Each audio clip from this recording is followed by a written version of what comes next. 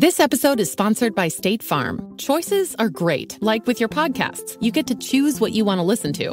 And State Farm believes insurance should work the same way. That's why the State Farm Personal Price Plan helps you get the coverage you want at an affordable price and a policy that helps cover what you value most. Like a good neighbor, State Farm is there. Call or go to statefarm.com today to create your State Farm Personal Price Plan. Prices vary by state. Options selected by customer. Availability and eligibility may vary.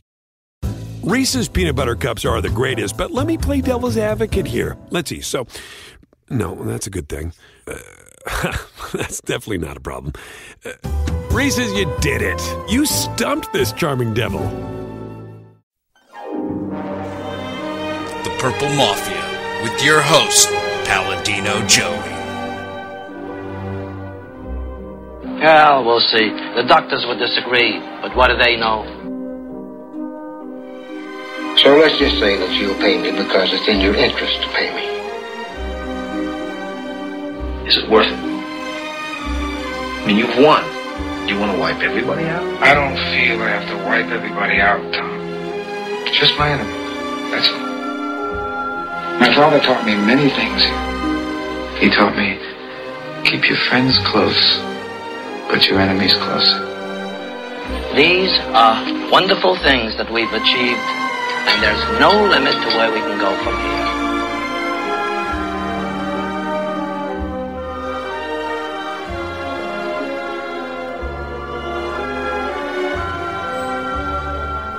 Welcome to the family here on Purple Mafia. It is Monday, October the 28th, 2013. I'm your host, Paladino Joey, or Joey Wygen.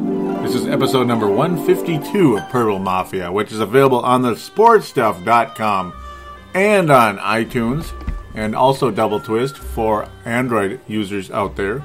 Always got to mention that because there's a lot of people that use Android devices.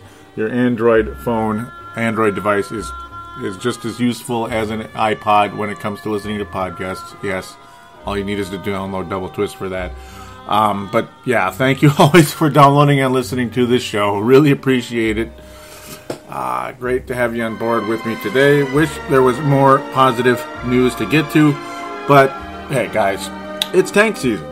I mean, it's time to tank. That's why you've been seeing images of tanks on the Facebook page. Not sure everybody got it right away or what the deal is, or they just pretended not to get it. I don't know.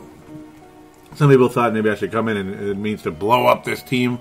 Oh yeah, I suppose, but ultimately no. It's just symbolizing it's time to tank.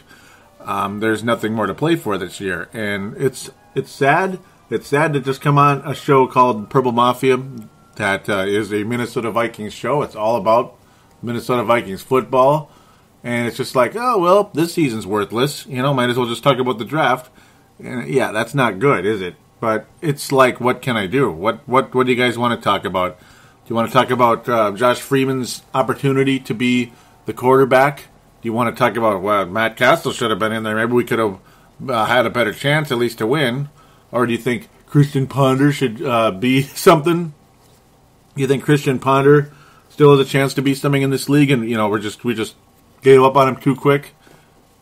No, no. On all, it's all three. Just no. The future quarterback of the Minnesota Vikings, if they want any type of long-term success of any kind, is not on the roster. Period. End of story. Why even discuss it? I'm sure very few of you are anyway. Josh Freeman's the closest thing to that, yes. And even if we sign him to a 2-year deal or something or whatever, I don't even know if he'd be happy with that. But if he keeps performing like he did against the Giants, he'd be lucky to get it. But yeah,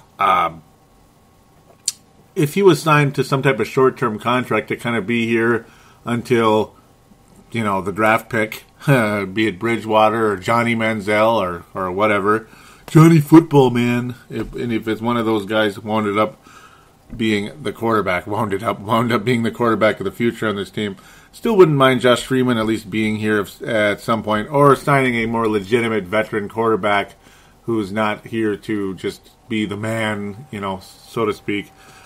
I don't know, whatever. It's just like, It is just kind of like, we'll just find out when the time comes, isn't it? We'll just find out who's available and what the solutions are. Because it's only, we're 1-6 right now. By all intents and purposes, the season's over in a lot of ways, but you still got to play it out, and it's just, call it what it is. Call it dead man walking dead. Yeah, everybody wants to be a zombie these days. Why? I have no idea. I don't know why all this zombie stuff is popular, but I guess that's your choice. To each his own. I'm just, maybe I'm just different. I'm just too weird for it, I guess. Yeah, I'm just too weird for zombies. Yeah. That sounded really strange, didn't it? So, yeah, with all that said, I guess we'll lead off the show with the whole quarterback situation, because do you really think I'm going to come on here and give you a detailed game review on that foolishness, that abomination yesterday? For the record, the Packers won 44-31. Might as well have been 44-13. In fact, it probably should be 44-13. That 31 is just a bloated bunch of crap. It's just a bunch of hot air. But yeah, the quarterback situation. Yeah, apparently Josh Freeman had a concussion in the Giants game. Was it real? Was it fake? With this team, who knows? Who knows? Who cares? Right? At this point, who knows and who cares? Because it just doesn't matter who the quarterback is at this point with this current roster. None of the quarterbacks are really any good. Matt Castle is a failure as a starter in this league. Farzin Vestugian of the Chiefs Zone, also available on the sportstuff.com, will tell you that. And the preseason told me that as well. I could have never seen a single Chiefs game, never listened to a single Chiefs Zone podcast. And just watching those few games in the preseason just told me this guy shows no really special skills out there to be any type of long-term quarterback or even like 2 to 3 year starting quarterback for any team. So it's just the way it is. It's, it's not about, he played well or he played poorly. No, you're looking for indicators. Preseason to me is all about indicators. And certain players show indications that they're going to be this or they're going to be that. Randy Moss showed indications in the 98 preseason of what was to come, and it was quite accurate, wasn't it? Christian Ponder, Matt Castle showed indications of what they were going to be this year, and they were exactly what they were. The indications were exactly dead on, ladies and gentlemen, and you heard it here on Purple Mafia. Not saying I'm a genius because you heard it on other shows as well, but it does show that I do know what I'm talking about a little bit, and that the preseason does matter a little bit because of that. Because you look for indicators, maybe not individual performances, but indicators. Yes, the offensive line looked terrible in the preseason. In the whole indication department, it looked like it was going to be a tough year for the offensive line. I'm not seeing any changes in that. I'm not seeing how that was wrong. Same with this hole, that hole, this hole, that hole. Like I've said a million times, it's a sinking ship with a million holes. You can't plug it with just one or two pieces. You got to plug it with a million plugs. Good luck to you. Boy. Where do we begin? Well, again, the quarterback position. Yeah, apparently Josh Freeman had a concussion in the Giants game. Maybe that's why his throws were so wild and just, I have no idea what the hell that even was. I don't think anybody does. Statistically speaking, it was one of the worst quarterback games in the history of professional football, which is strange. It's like, boy, was he that bad? I guess he was. So then you get Christian Ponder plugged in, and Matt Castle put in as the as the backup. Matt Castle was inactive last week. It's just like a joke, man. This is a joke. It's the quarterback carousel, musical quarterback chairs, musical inactive chairs, whatever it is. This is weird. It's a joke of epic proportions. And it's, you think I'm just going to come on here and bash the team and this guy sucks, that guy sucks. Well, I've already done that about 15 times this year. If I keep doing it, you're going to turn off. You're going to turn it off. And it's not because I'm too negative. It would be because it's too repetitive. It's the same thing every week. So it's like, what do you do? It's more or less telling a story. We're just telling a story here. This is like a book being written in front of us. Because now, obviously, the plot thickened with the concussion. The Christian Ponder was put in as the starting quarterback, and it was just the strangest thing in the world. Like, how could this be possible? Christian Ponder, after all that, after you burned the bridge with him, now you're going to put him as the starting quarterback? And boy, Christian Ponder, oh boy. Woo, he's feisty. Yeah, man, he is just like ready to go. I'm not giving this starting job back, he says.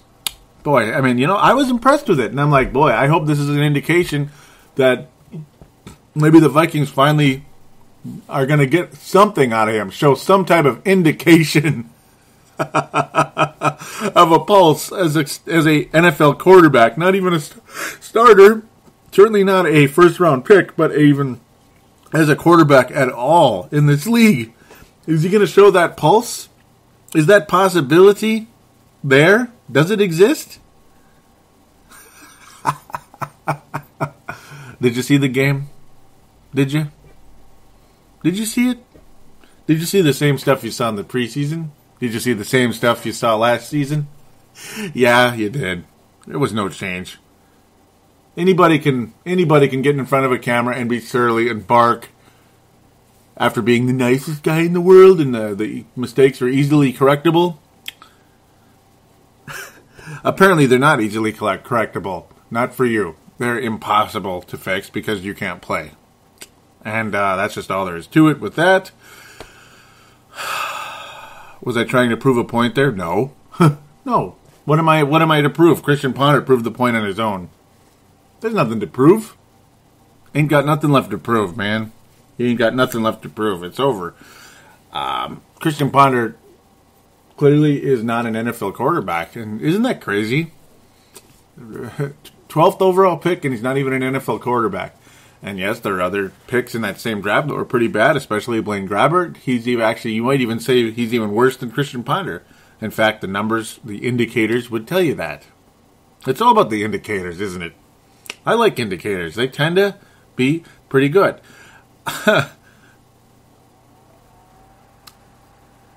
Stating the obvious continues. Leslie Frazier and staff will not return for 2014. We'll just continue that trend, I guess, stating the obvious. Purple Mafia stating the obvious.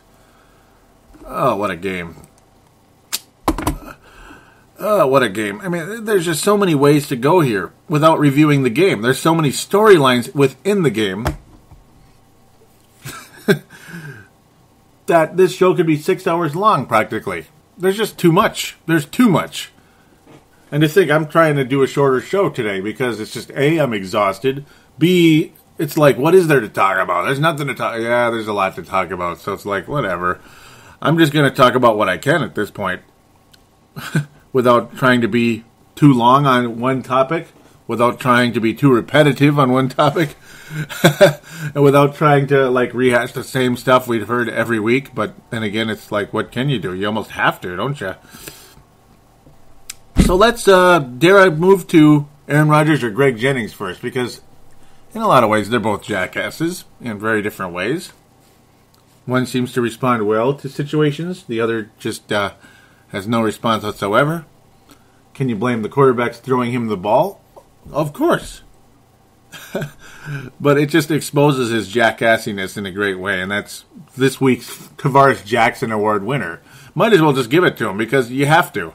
No matter how bad the defense is, no matter how bad the offensive line is, no matter how bad Ponder is, no matter how bad, no matter how annoying the Packer fans are. Oh, and they're annoying. Oh, they're annoying.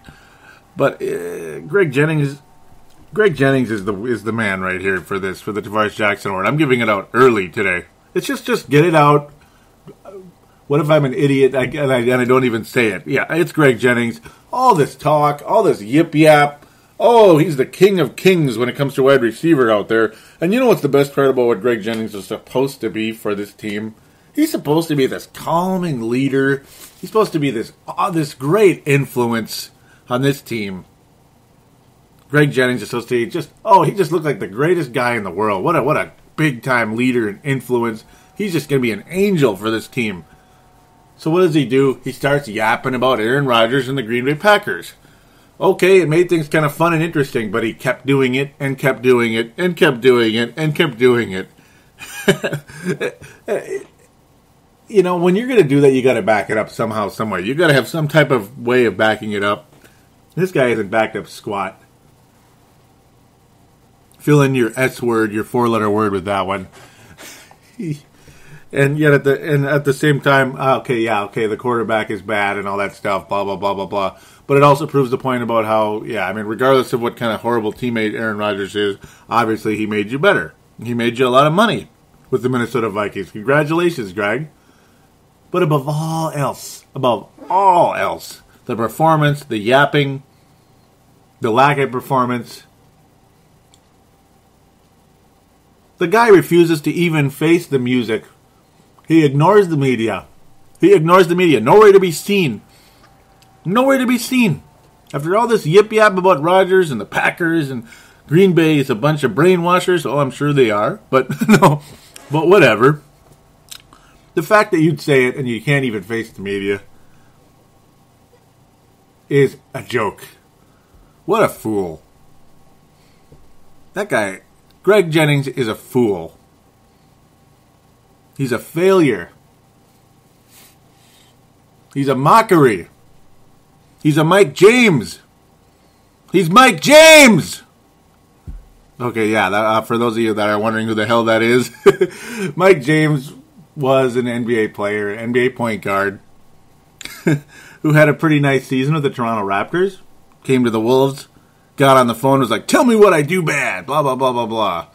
Okay, Greg Jennings is a little more proven than Mike James, but at the same time, it's the yip-yap and then not backing it up. And that's exactly what Mike James did, and that's what Greg Jennings is doing in Minnesota right now. I'm not a fan. I'm not. He's shown signs at times of what he can do, okay? Even Mike James did at times. But it's like cut with the yip-yap and then turn around and not even face the music, not face the media. That's just, you can't have it both ways, Greg. You cannot. And you're basically trying to make it that way. So we're happy for you. The other wide receiver, Cordell Patterson, right out of the gate is the longest play possible in the NFL. It's basically like bowling a 300 game in bowling. Yeah. When you get a 300, obviously that's the maximum score you can possibly get in bowling, and that's great. So, 109 yards is the longest possible play you can have in the NFL because he caught the ball at the very back edge of the end zone on the opening kickoff of the game and scored a touchdown. It's literally like I was distracted for a second because I changed the channel for just a second to check out something called the World Series. Yeah, hello. Flip back right away, and there was Cordell Patterson catching the ball and running 109 yards to pay dirt on the opening kickoff. Great, that was spectacular. What a nice start for the Vikings. Here we go. But unfortunately, the Vikings offense hardly ever got to see the field early on because of stuff like that. But hey, that's good. We'll take it. Green Bay got a touchdown immediately right after that. That was wonderful. Thanks for that. Very much appreciated by the greatest special teams coach in the history of football. No, that was later in the game, but they had a nice return later in the game. I just thought I'd mention that. Much later in the game. Yes. Micah Hyde. Yeah, that's later, but I'm just saying. The fact that we gave that up as well. But Green Bay marched down the field, scored right away, blah, blah, blah. We don't need to go over all that, like, detail by detail. But, yeah, we'll get to that later. Aaron Rodgers and the Packers. We're not even started on that. We're just getting warmed up in this game review without going too heavy into detail, without having to. It's more or less the side stories that's more important here. But yeah, Cordell Patterson looked really good on that, and that was pretty much the end of the story there. He was on the field for 15 snaps. Everybody's still miffed. What the hell's going on? Like I said on the last show, the Vikings took forever. Bill Musgrave, namely, in this category, took forever to even put Jarius Wright in the games at all last season. And funny, once they started to activate Jarius Wright mid-season, he was a huge factor. The Vikings, he was a part of the Vikings' run. run to the playoffs last year. He wasn't the main reason, but he was a part of it. He was a factor. So once again, a rookie wide receiver, this one even better than Jarius Wright, absolutely. Jarius Wright, fantastic 4th-round pick, by the way. One of the very few post first-round picks by Rick Spielman that masterly has worked out in general. But yeah, Cordero Patterson, the guy we gave a lot up for, clearly has a ton of talent. He is the most exciting rookie on the team out of the three. And, he's continuing to be like the 4th or 5th receiver on the team. He's actually the 5th receiver because Joe Webb is on the field for more snaps. That would make Joe Webb the 4th. 5th receiver for Cordero Patterson. I don't understand it. So let's switch over to the Green Bay Packers. Well, what did I talk about last week?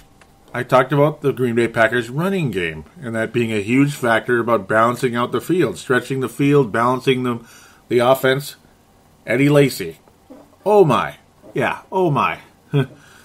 Not dazzling, but extremely good and very, very extremely effective.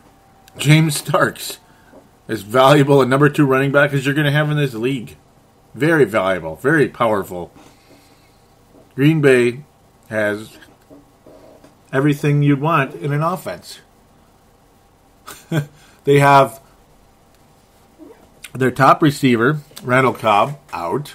James Jones, a very valuable 2nd or 3rd receiver who's a deep threat but drops the ball sometimes, out. Jermichael Finley out with a serious neck injury, kind of scary there. Keep him in your prayers. Hope sounded like he's doing better. And then you have Jordy Nelson, very valuable guy. Yeah, he broke one loose for 76. Oh yeah, catch and go, and go he went. And the tackling was just non-existent due to exhaustion and lack of ability by the Vikings secondary. Jordy Nelson, he had 8 catches and 123 yards, 2 touchdowns total. That 76 yard was ridiculous. But then you have all these other guys. Jarrett frickin' Boykin, who's emerged, looks good, I guess. Miles White, also. Jarrett Boykin and Miles White, before this season, hadn't really heard of them all too much. And that does not make me, I could be a football expert and I could be a football moron. Either way, it's like Jarrett Boykin and Miles White. Well, all right then. Yeah, it makes Greg Jennings look even stupider, though, with all this yip-yap. Look what Aaron Rodgers is doing with Jarrett Boykin and Miles White. Could Christian Ponder do that? No. Jordy Nelson would just be another guy if he was on the Minnesota Vikings. But, boy, on the Packers, he's a superstar. Randall Cobb, woo, he's good. And they didn't even have him or Jermichael Finley, all this good stuff. And yet, still, Aaron Rodgers made it look like it was just like he was throwing to Jerry Rice. To John Taylor. Oh, man. And to the great tight end also of San Francisco, and I have no idea why it's blanking on me. The catch. The catch. Yep, all those great players. They were just so... it was just a great... obviously, it's a great team with the San Francisco 49ers. Dwight Clark, how could I forget? Great tight end with that team. But no, that's what it looks like with Aaron Rodgers. He's that good. And man, I hate saying that. Because I hate the guy. He's one of the most arrogant people I've ever seen. In fact, a lot of people in town who are possibly more objective than a Purple Mafia show. And I'm extremely objective, by the way. If you guys haven't noticed, I actually am. But no, I have a deep dislike for Aaron Rodgers because... He really is one of those guys that you just hated to play against in any sport because they're just so cocky. Oh, you just wanted him to fail so bad. You wanted to smack him around. You wanted to knock him out. But he's just too good. And our team is so bad. Our defense is so bad. There's nothing you can do about it. He literally was smirking and laughing at us the whole game. And I'm telling you, he was. He was absolutely doing that. If you watched the game. You saw it over and over again, that SOB, that arrogant SOB, arrogant Rodgers, with his 130 quarterback rating and 83% completion percentage. Oh, is that all? Yeah. Aaron Rodgers looked like he could have done it blindfolded against this defense. And obviously he's good enough that he could do it against a lot of other teams as well. But just to see the arrogance in that man's face and knowing there's nothing you could do about it. But not only was there nothing the Vikings could do about it, there's nothing they did about it in any way. Because you know how there's the statistics, the little column in some cases, and you know, for me, Yahoo Sports, there's on the right side of the page, there's total yards, which is obviously the Packers beat us by 220 yards in that category. Beautiful. Time of possession, they beat us by about 22 minutes. Wow.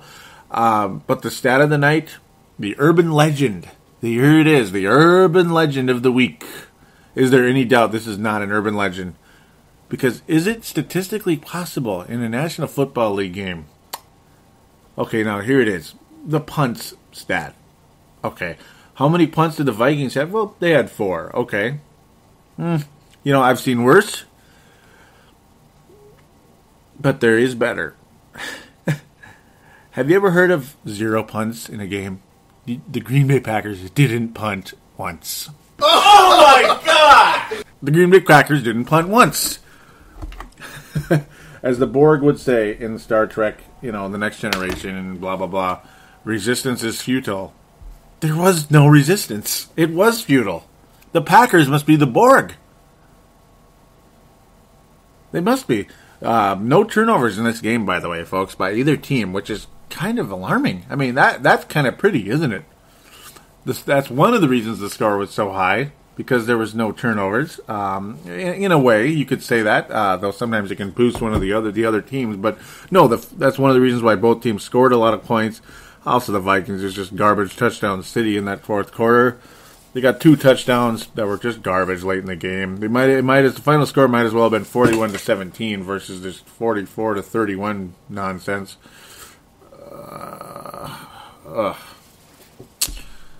What a game, what a game, what a game, what a game, what a game. And it's just funny how we got our special teams touchdown and gave up one. You know, it's just classic. It's like there's no way we didn't beat the Packers in any facet of the game, man. Not one. Not even on special teams after what Cordero Patterson did. Oh, my. Look at the Packers' rushing yards even. And the way Aaron Rodgers with such ease would run for those first downs. And with such ease, the Green Bay Packers converted on 4th down. And, of course, it was just they only had to take 2. But they got them both. They weren't going to punt. Nah, they're not punting. Why should they punt? They don't have to. That punter is, well, you know what's funny? This could have been a week where the Green Bay Packers could have deactivated their punter, and it would have been fine. Maybe they need an extra tight end from the practice squad because Jermichael Finley's hurt, or an extra wide receiver. This would have been the week for that situation. Just deactivate the punter, you know. Just deactivate the punter. It's okay. Because they didn't need him at all this week. Absolutely beautiful. Yeah.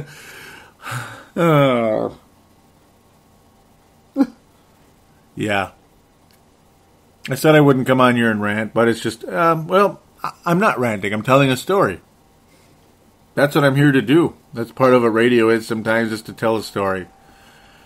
You're either telling a story or reporting the news, or you're just trying to be funny, or you're just one of those people that's too serious and just talks too much like a robot, whatever it is.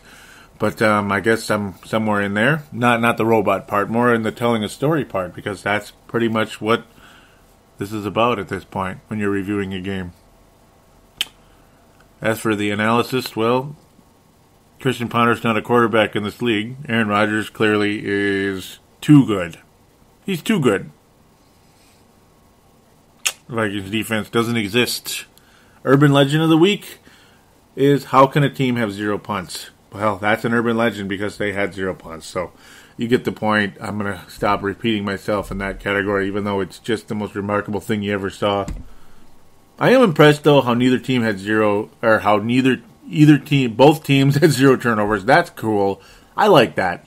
I'm glad Ponder didn't throw an interception. I'm glad there was no fumble. So at least that's one positive we could come out of this game with the Vikings. Adrian looked okay, obviously. Cordero Patterson is as big a threat as there is on special teams. Can't wait to see him become more and more of a threat in the regular offense. Probably with a new coordinator at this point. Though maybe as the year progresses, we'll see more and more of Cordero Patterson. But as of right now, they're treating him like the fifth receiver. I almost forgot about Jerome Simpson. Hardly saw him, actually. He made one catch for 18 yards, targeted 3 times. Kyle Rudolph caught everything thrown to him. In fact, probably the best play of the game for the Vikings in terms of Ponder throwing the ball was just an awesome throw and catch by Kyle Rudolph. That was a 17-yard gain, and that's about all she wrote there. Nothing really to get excited about in this game. On the offensive side of the ball and the defense, I've talked about it enough. So, yes, quarterback should be the top pick for the Minnesota Vikings. But like we've been saying for the last couple of years now, since 2011 at least, if not 2010, there's a lot of holes to fill. And last year we kind of got put to sleep on that category because a couple of guys emerged. And, of course, the running back became had as great a season as you could possibly have. And easily the best season ever for a guy post-ACL injury. Sick. So we're going to conclude the game review. I'm happy the Vikings were able to get a couple of junk touchdowns late in the game. Why Adrian Peterson was all happy and smiling for Toby Gerhart when he got a touchdown to make it 41-24 with 4.5 minutes left. I guess you're happy for your teammate, your fellow running back, but I don't know what you're smiling about there. Obviously, at the second touchdown, Peterson wasn't smiling. But, okay, I'm glad you're happy for Toby Gerhart, I guess. Who, to me, is another draft pick by the Minnesota Vikings that really hasn't accomplished all that much. Rick Spielman's feet should be held to the fire, folks. Because his fingerprints are all over this. They are. Leslie Frazier is in over his head. The offensive coordinator is the worst. The defensive coordinator is even worse yet. Yeah. The coaching staff is not good, but the general manager is, I guess, not good either. He's made a lot of mistakes. He's made some really good moves, and he's made a lot of bad ones. So it's more of now, how do the Wilfs truly evaluate Ziggy? How do the Wilfs truly evaluate Rick Spielman at this stage? I was a fan, but it's just there's a lot of misses. He apparently cannot draft a quarterback or a cornerback. He just can't. He just sucks at it, and that's not good because the passing game is the most important part of football right now, even more important than a running game. It's nice to have a running game to balance the field and all that stuff, balance the offense and all that good stuff. But the passing game right now, this is the quarterback's league. And it ties in with the cornerback as well, because obviously the quarterback is very important passing the ball. The cornerback is very important in stopping the pass. And when you suck at both of those, you're not a very good general manager, Rick. You're just not. So, with that, we will take a quick break, and then it's time to preview the Dallas Cowboy game, which, yeah, hopefully will be another step towards a draft pick, because I think at this stage, losing is better than winning, because let's just get the draft pick, doggone it. It's tank time. Yeah. We'll be right back.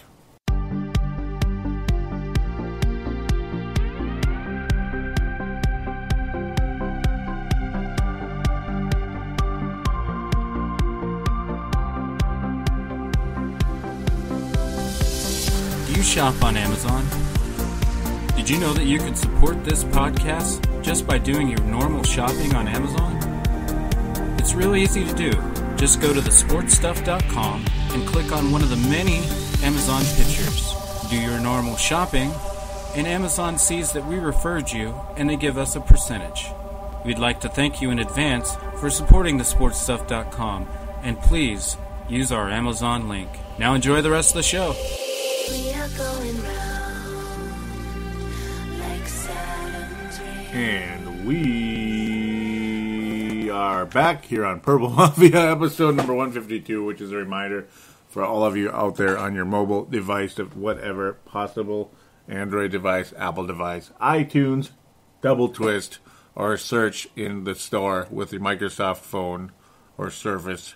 Same with the BlackBerry. Just search in the store. You should be able to find Purple Mafia show, or Purple Mafia, excuse me. Also, Timberwolves Explosion. Do check that out. I will be recording Brave the Wild tomorrow with Neil Nate Dog Thiesing.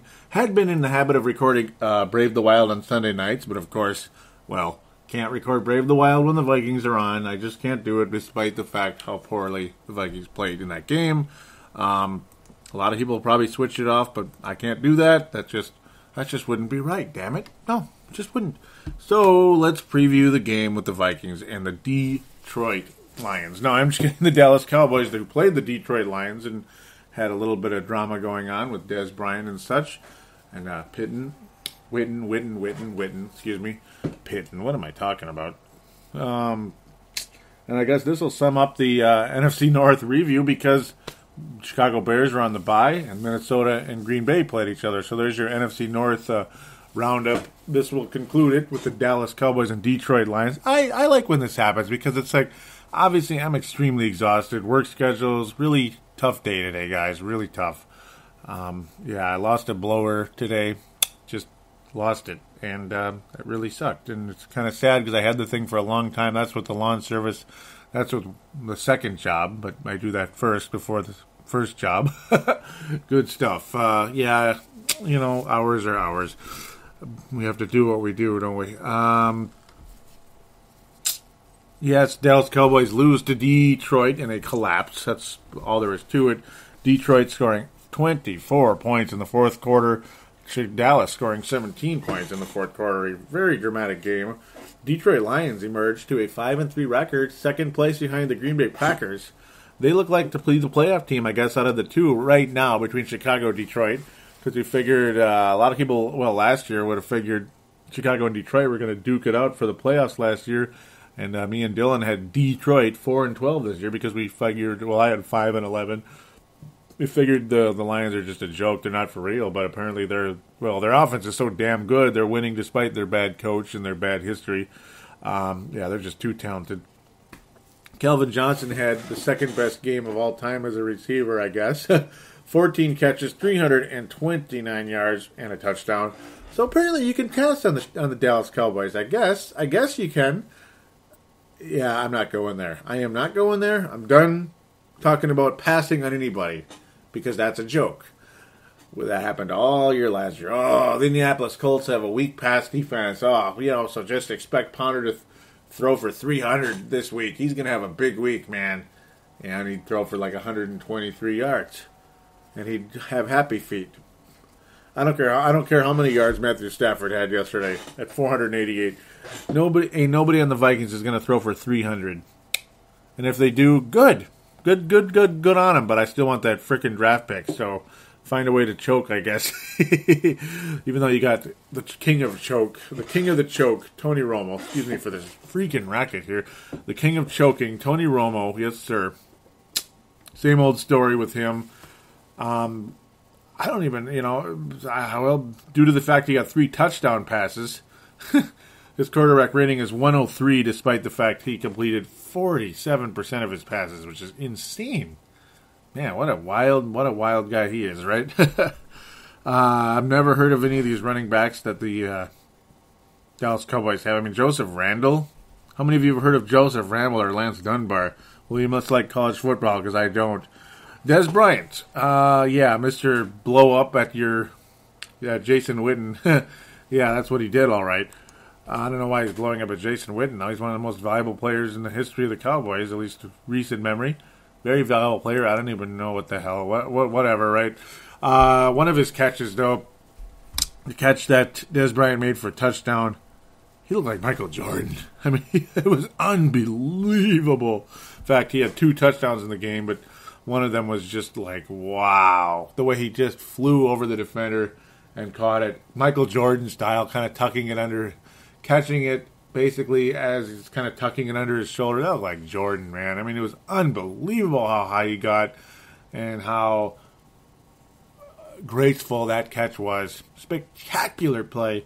Not too graceful on the sidelines, though. If the Vikings were playing well right now, I would say they could win this game because it looks like Dallas is on the verge of implosion. They really are. They have lost multiple close games this year where they looked really damn good and they just did not finish. They just didn't. I love it because back in the days of Troy Aikman, they always finished games like that. And man, did I hate that because I hate that freaking team. I did not want them to win anything, but they'd always get it done. Oh my God, Tony Romo and Dez Bryant. I don't care how bad the chemistry might be in Dallas right now. You're going to have a lot of fun because it wasn't too good in New York either, was it? It really wasn't. Eli Manning was having the worst year of his career. Looked like Joe Montana out there. Tony Romo puts up the stats. He's the stat king. Go ahead and have him on your fantasy team because it doesn't matter if he chokes in the playoffs because you're going to still have a good fantasy season with Tony Romo leading the way. Go ahead and have him on your fantasy team. That's all he is. He's a fantasy quarterback. It's exactly what Tony Romo is. Not that I give a rip about fantasy football anymore. It's just it's past me. It's been a long time now. I used to be good at it, and eventually it just wasn't anymore, and I stepped away. Yeah. But just saying, yeah, I do know a thing or two about it, so Tony Romo's the perfect fantasy quarterback. Dez Bryant would be a nice receiver as well, I'm sure. But the best of all would be Kelvin Johnson. Again, just, wow, almost 329 yards in the game. Crazy that he only got one touchdown. Stafford throwing for almost 500 yards. I mean, the Detroit Lions are the king of yardage, aren't they? You'd think that the Vikings could go out there and beat up on this Dallas team that is imploding. I mean, they keep losing these close games against these great offenses, these great offensive games that are as good to watch as anything. Denver, Dallas, unbelievable, Detroit, and Dallas.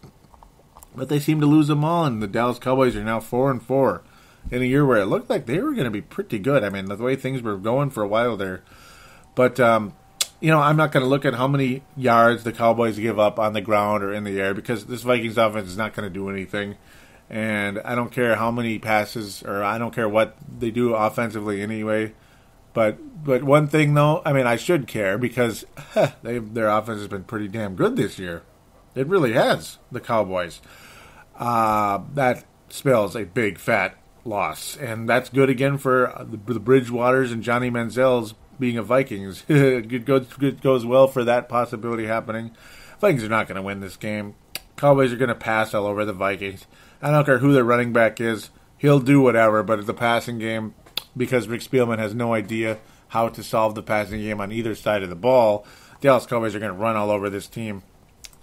And Rick Spielman clearly, I think his fingerprints are all over the failures of this team in a big way. And the Cowboys will continue to exploit that just like the Packers did, just like the Lions did, just like the Bears did, just like the Cleveland Browns did, just like the Pittsburgh Steelers did, just like the New York Giants did, just like the Panthers did, Carolina Panthers. Okay, you get the point. Everybody's exploited the Vikings' terrible pass defense and pass offense as well. So, and they've had 19 men in the box all year. Obviously an exaggeration, but you get the idea. They're not going to let Adrian go anywhere. And Adrian will have some good games here and there, but overall, whatever. Tony Romo's stats, phenomenal this year. 18 touchdowns, 5 interceptions, quarterback rating over 100, almost 102. He's going to kick the Vikings' ass on Sunday. There's just no doubt about it. Cowboys will get to be above 500. They'll be 5-4, and believe it or not, they're in first place in the NFC East, because that's not a very good division right now. It's just not, is it? Philadelphia sucks. Washington is 2-5, which is really weird to me. The Giants won again, so watch out for the New York Giants. Watch out for the Giants. Every time you think they're dead and gone, they tend to emerge, and then things get really interesting. But it was just Philadelphia, so they suck. Cowboys are probably going to make the playoffs because that division is pathetic, unless the Giants are this miracle comeback team.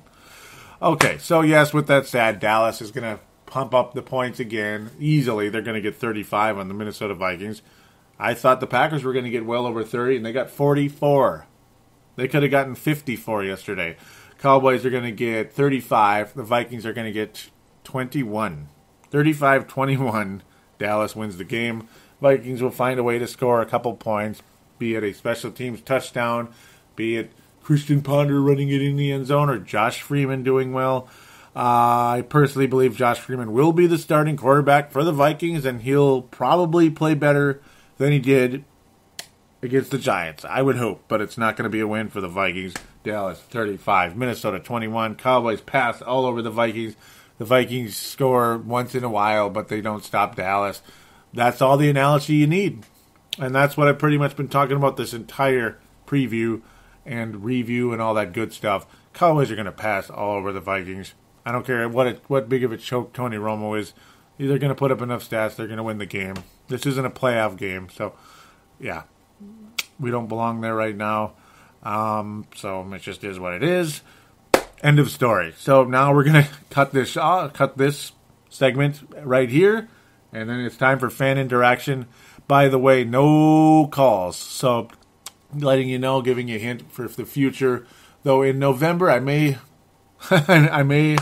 cut it short on the calls, but I'll talk about that when the time comes, because obviously the lawn cleanups kick in, and yeah. So if you do call, try to keep it short. Stay to like 1 or 2 topics. Don't give me like 9 topics, because it's not easy, especially when it's real. I'm real busy with these lawn cleanups that are going to come up. I mean, my hours are going to get stupidly bad in November, but I'm going to do my best to continue to do the show. I don't care if the Vikings are 1-15 or 15-1. I'm going to do the best I can to do this show and hopefully entertain you as well. That's just all there is to it. So, to the fan interaction right after this.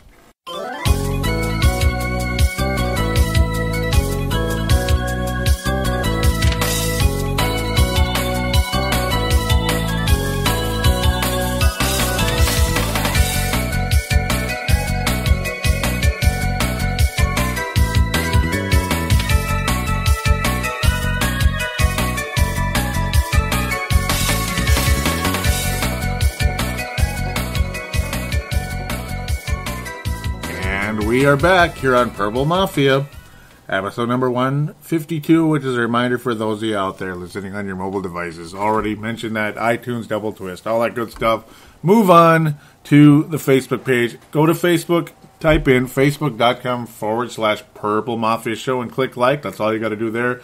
Twitter, just follow at Purple Mafia Show, and there you go. Rock and roll.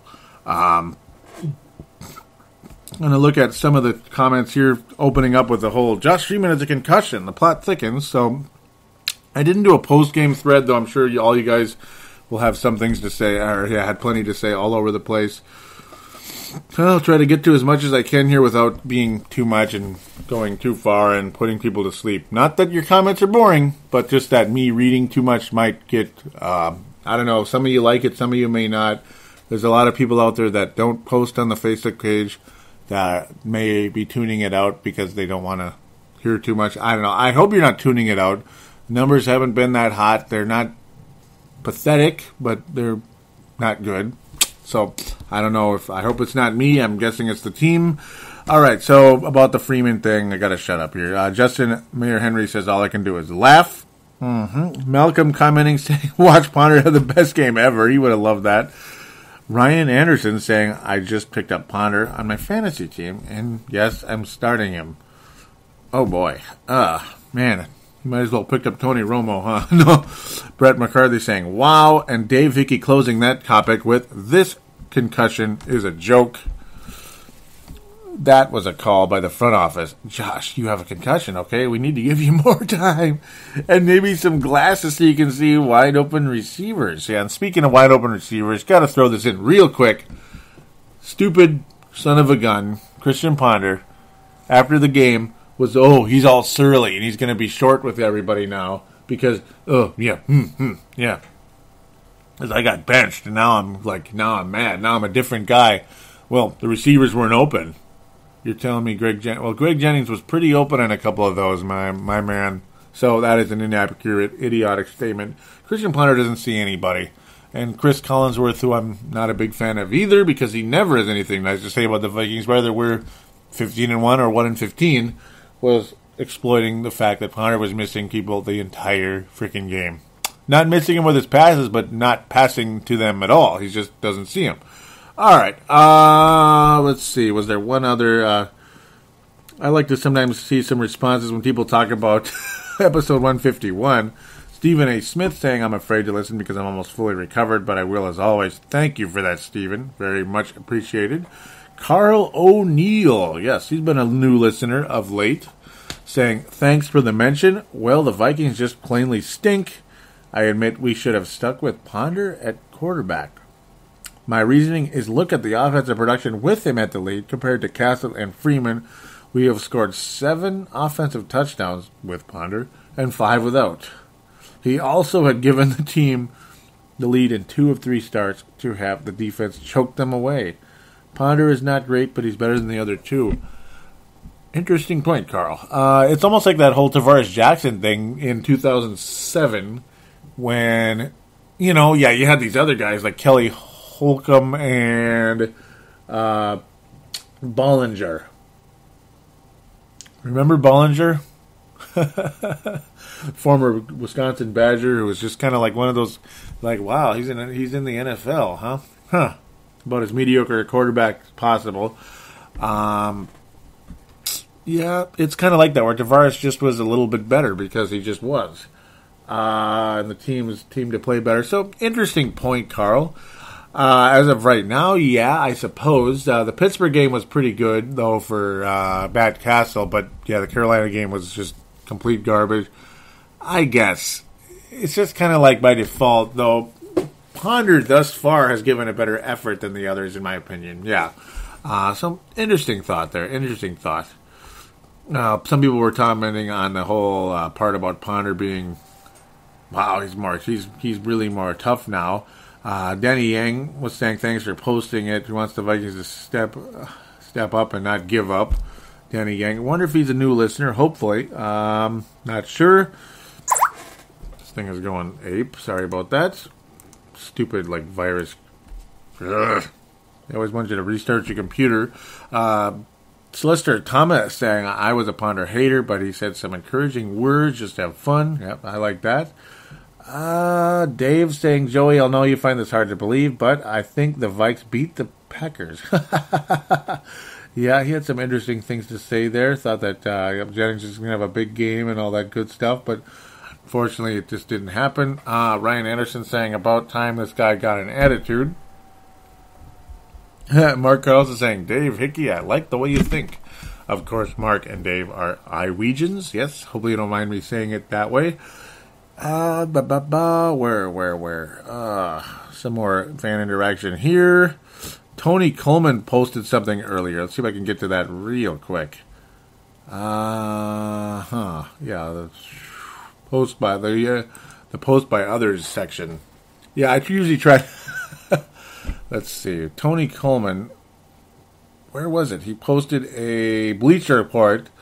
Has the Vikings the number 1 team guaranteed to lose this week? Sad state of affairs at Viking land. That was an interesting article. Tony Coleman also posting the Minnesota Vikings quarterback situation. I am GUR.com. Yes, that was a good one too as well. Thank you for that. Keep posting, Tony. I did check it out. Tony saying high hopes, low expectations. Mark was getting ready for the game, but yeah, that's kind of more like here and there type of stuff. Dave Hickey saying, thank God for Adrian Peterson. He's the guiding light of the Vikings, but other than him, I'm not sure what the Vikings do with the second pick in the 2014 draft. Yes, sir. Yeah, Dave saying so much for the upset. Ha! Ponder and Allen to either Jacksonville or the Rams for their 1st and 4th. That'd be nice, but I'm guessing we can't get a first-round pick right now, unfortunately for anybody outside of Adrian Peterson. So that's an unfortunate thing right now. I would have liked to get a first-round pick for Jared Allen, but it's at a point now where we're just not. We're going to be lucky to get a second-rounder for him at best. It's tough to really get value in trades in the NFL. It's really hard. In the draft, you can get it sometimes, but usually just draft picks for draft picks, possibly. Like a warm player for draft picks, is you usually come in behind in those, unfortunately. Not all the time. I mean, if it's a super duper star like an Adrian Peterson, or we thought Randy Moss, we thought we were getting a huge mother load for him, but we didn't. Brent Jacobson saying, I wonder if somebody suggested or will suggest on Fanline or Vikings Vent Line that if Frazier were fired midseason, if Bud Grant would be willing to be the interim. That would have been nice. This is a funny picture posted by Brent Jacobson. A Viking season is a 10-alarm dumpster fire. So it was a big dumpster, purple with the Vikings logo with a gigantic fire coming out of it. Yeah, that's about right, Brent. That's about right. Sounds about right. Oh, boy. Don't you just love this season, though? I certainly don't. And yes, I posted multiple pictures of tanks on there. Yes, to try to get some responses. Get to that shortly. I was talking about the purple uniforms for a minute. People were excited. Dave and Tony Coleman and Mark Carlson were very excited about that. Yep. Tony saying, I love when they wear the purple jerseys and purple pants. I've always thought that looked the sharpest. I like it too, Tony. I like it a lot. I really do. So, yeah, I mean, I'm a big fan. Yes, this was a fully purple game. It seems like the Vikings, it's random about how well they play in those. They've had some good games in them, and they've had some real bad ones. And unfortunately, this was a real bad one. But for me, it's more of a look than a luck thing, I guess, with that. Yeah. This was after the fourth down conversion. I was saying I was just too easy for the Packers. That generated some responses from Todd Vandermeer and others. Todd out of Indiana saying there should be a round of firings after this game. Green Bay scores on every possession. Yep. And they didn't have to punt either, Todd. Yeah, it's just unbelievable. Patty Pryor Hockey saying, my husband had a great idea. I really hope I didn't mispronounce that. Pryor Rocky. There we go. My husband had a great idea. Let's put Joe Webb in as a corner on defense. And I was thinking, that's about as bad as it's gotten, isn't it? The corner's so bad that you just put anybody there, right? You know? Hey, we did put Tate there years ago. Remember Tate? Oh, what was his? Robert Tate. Remember the Vikings put Robert Tate, this fourth, fifth, crappy, slot receiver as a quarterback, and he actually was halfway decent at it at times. It was kind of funny. It's a joke, but it's kind of funny. Mark Carlson saying third and so long and almost a sack, and then, yep, our defense allows another completion and worse. No one is able to get him down. Do we have a defensive coach and why? Yeah. Do we even have a defensive coach and why? Yeah, it's just like, what the hell? No, I mean, I thought we had a defensive coordinator for a head coach as well, a former defensive coordinator. The defensive coordinator is not good, and the head coach is not good either. This is just one thing after another pointing to Frazier not returning. He just cannot, ladies and gentlemen. Anthony Erdman saying heads need to roll. This is just too much. Yeah. Mark Carlson saying I am glad I'm watching at home. I'm going to dump out my popcorn now and wear a Lucky Vikings popcorn bowl for a helmet. Embarrassing as that will be. This team's secondary is worse. Woo! Oh, Brent Jacobs is saying if this team is fired, you should call that episode "Down Goes Frazier." Yep, I know where you're getting that from the Muhammad Ali and Joe Frazier. Down goes Frazier. I gotta look up that article or that soundbite and get it on here if and when that does happen. Read that line, doing your best Howard Cosell voice. Yep, hopefully I tried right there. Down goes Frazier. No. Oh, man. Another thread where I was thinking your mother plays better defense. Yep. Yep, Farzine Vestugian saying this might... Yeah, Farzine, of course, a host of the Chiefs Zone, saying this might be considered franchise suicide, but is it ideal to think that the team should part ways with Jared Allen and Adrian Peterson and try to rebuild through the draft the next 2 years? Sure, rebuilding by trading your best offensive defensive players is not the way to go. But aren't there rumors that AP wants out? I quite haven't heard the rumors about AP wanting out. Jared Allen, I think it's quite evident that, he's had enough, I gotta think. You could read his lips last night saying, This is the worst defense I've ever been a part of. I'm paraphrasing, but that's basically what he said. This is the worst defense I've ever been a part of, or I've never seen defense this bad. Never. Todd Vandermeer saying this is rock bottom. Jesse Ball saying AP's looking more and more like Barry Sanders every day. Yep, that was on one of those. Malcolm saying, what do you mean? We held the Packers to 0 punts all game so far. Go Vikings.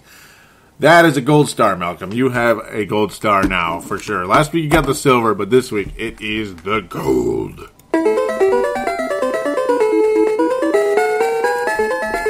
Gold star, gold star, gold star, gold star. I love that line. Very cool. We'll keep moving.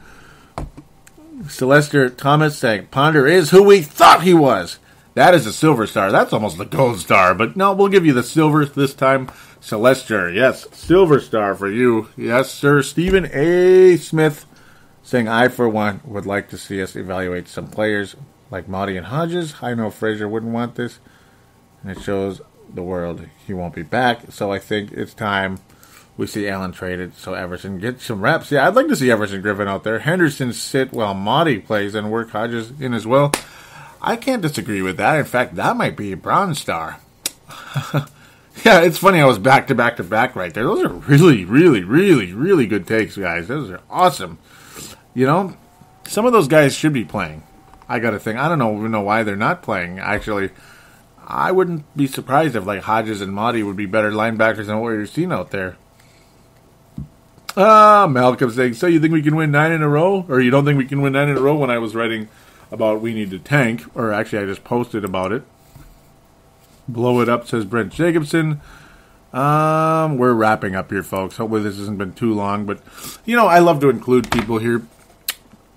Time to exploded this defense because this big tank picture. Dave saying, I gotcha when I said it's time to tank.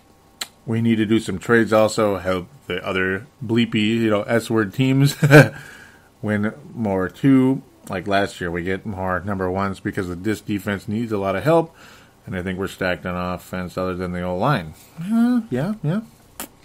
Stephen A. Smith wrapping things up here saying, listening to Brian Robinson on K-Fan, you could tell the players are putting a lot of the... Yeah, this is really good right here. So, yeah, definitely at least a bronze star for Stephen A. Smith for this show. Yeah. Putting a lot of blame at the feet of the defensive coordinator, Williams, Alan Williams, of course. He says, I can't remember the exact line, but when they asked Ben Lieber, he was all but positive. He was saying our DC sucked. I think you could look back at the Chicago game and Henderson was also saying this. Well, actually not saying it, if you will. Yes, because he's saying we were out of position. Yep, he was saying we were out of position. The coaching scheme was incorrect. When the coaching scheme's incorrect, that's not good. The coaches are not doing a good job, and they're getting beat by an older but a rookie coach in Trestman. I like Trestman, actually, but still, rookie as an NFL head coach. An old rookie, but a rookie. Alan Williams, well, he's only in his second year as a defensive coordinator, but yeah, he sucks. And I think there's a reason why Alan Williams was not promoted in the past, because maybe they didn't think he was quite the defensive coordinator type, and he sucks. Yeah, he looked good last year, but he's terrible right now. Too many mistakes, too many bleeping mistakes. Time to go. Yeah, that's it. That's about a perfect way to wrap up the show. Really good thoughts, guys. So Malcolm will get the gold this week. Celestar Thomas getting the silver, and Stephen A. Smith getting the bronze. Though, you know what? Those takes by those three guys, like back to back to back, there were just, they were good. So all of you really spectacular, like virtual gold star material there. So loved what you guys had to say there, and I love what all of you had to say. And if those of you out there, if you think I get too much into Facebook and all that stuff, well, that's why it's the third segment. So yeah, it's one of those things. In the future, it'll probably get cut down more and more, but not too much. And I try to paraphrase, try to break down things a little bit so I don't read like the whole darn thing. But also, that's why you can call in too, like Malcolm did last week. When you have you have a lot to say, maybe you want to get some stuff off your mind without having to type it. 209-736-7877 is the number. But, yeah, try to keep it semi-brief. Malcolm did it very well last week. But don't be shy to call in, though, please. Bryce, I remember Bryce out there. He sounded like a little bit on the shy side. He called back in, was it July of last summer, whatever, August last summer. He called 2 shows in a row and then never called again. Sound like a really nice guy, you know, and like a really loyal listener too. I really hope you're still listening. So shout out to you if you are. Call in sometime, join the Facebook page, something. Like to hear from you again, you know. I hope he's still listening. Just thought I'd mention that. But before we move on and call it a show, I got to get to the Twitter reactions. There's a few, not too much, so just thought I'd let you know. Dave Martin, really, really good guy out of Scotland, you know, Northern Scotland. Really thank what he has to say here. He says, just heard the podcast. Don't give up. You do a great job with it. We are all in the long ship together with this crap. Thank you for that, Dave. Really appreciate it. He's saying, as to our GM, you and I could pick first rounders for the team AP. Yeah, for like, you know, for team AP and Percy. No brainers. It's 3 to 7 where GM earns his money, and he missed. That is a huge good point there by Dave Martin. And, you know, it's almost like I got to stop doing the Twitter last. I mean, Dave Martin does a lot of Gabe's Gold Star type stuff here, too. A lot of Gold Star type material right there. Thought I'd mention. These are good takes. He says, thank you for what you do. I would say keep the faith, but this season makes that so hard to do. Bring back Denny. He said, so he says, he was talking about the punter coming back and all that crazy stuff. Keep the faith. I saw the Brit win Wimbledon first. He saw a Brit win Wimbledon first since 1936. So the Purple will win a Super Bowl. I will be there too. Yeah, very cool, Dave. Brent Jacobson saying, at this rate, by week 17, the NFL play 60 kid will be the Vikings starting quarterback. Justin in Rochester. So closing with a really cool guy here. Haven't heard from him in the last couple of weeks or so. I believe he posted on the Facebook page, and then I freaking missed it somehow. That was stupid. He says, I thought it was funny about I was ripping Collinsworth because he's always got some snide remark for the Vikings. He says, I thought it was funny. I was just saying that to a friend of mine who is a Packers fan that thinks they have it all now. Yep. So, yeah, missed you, Justin in Rochester. Should call in sometime at least. And, yeah, I got to think, again, like you asked a while ago, got to think Justin Rochester will be on at least for a segment of this show at some point. Probably the game review segment. I mean, why not? That's the best part to be on. The game review is like the main part of the show, really. So thanks again for that, Justin. One final note here. I don't want to forget because I kind of promised I'd mention this. Paul Tuniverse Caniff was saying how Seattle Seahawks are now 7-1. That's a franchise record for them right now. The best record they've started out with, 7-1. So, excuse me. Thanks for that, Paul. I appreciate it. A new franchise record, 7-1. Yeah, plus Paul, obviously from here, grew up in Minneapolis and Golden Valley, which is where I live and where I grew up, Golden Valley anyway.